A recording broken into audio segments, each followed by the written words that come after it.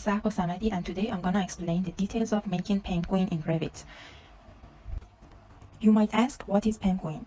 PEMBguin is a coded project in Revit which can parametrically design pre-engineered metal buildings in a few seconds. So this can make the work of architects pretty easy. If you have followed my previous videos, you might know what is PEMBguin for Grasshopper.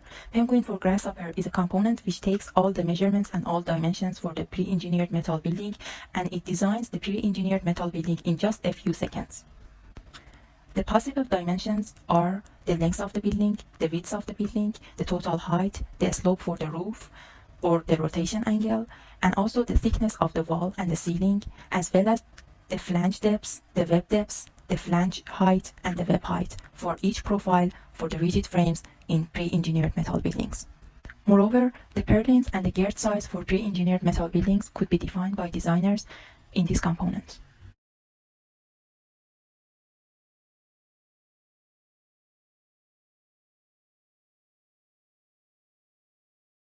So, in the Grasshopper modeling, what I designed was a pretty updatable and automated building which would provide faster results for designers. So by just giving the dimensions to the building, you would have all the building in a few seconds.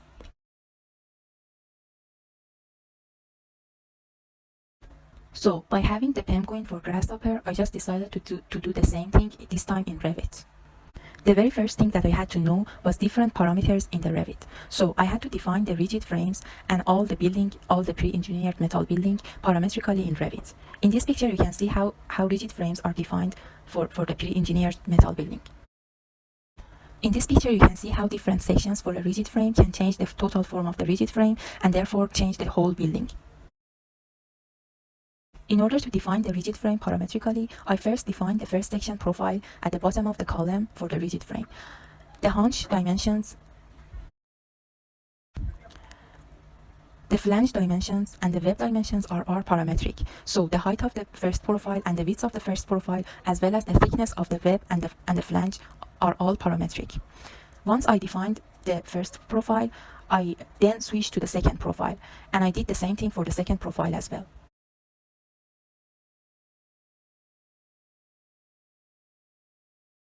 Then I defined a parameter for the rotation of the sloped roof, and then I defined the third and the fourth section for the rigid frame.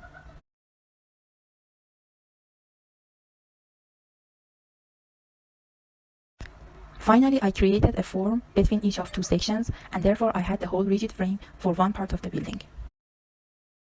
Once the rigid frame was completed, I just arrayed the rigid frames in the project.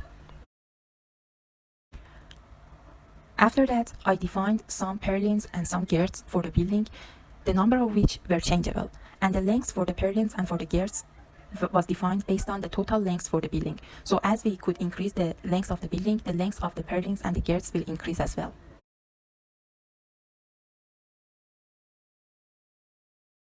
Next, I defined the walls for the rigid frames. I aligned the line of the walls to the line of rigid frames so that they could move based on the changes on the rigid frames. In order to define a parametric facade for the building, I defined some circles on the walls of each side for the building. Then I defined different radius for different circles. For example, some of the circles have a radius with 1 feet, but this 1 feet is multiplied by n. So I just defined a number n, which is an integer, and then I multiplied each of the radiuses in n. And then I would have the parametric radius for the circles based on the changes on the number of the n. Finally, I just arrayed all of these circles on the wall, and I defined the number of the arrays based on the length of the wall.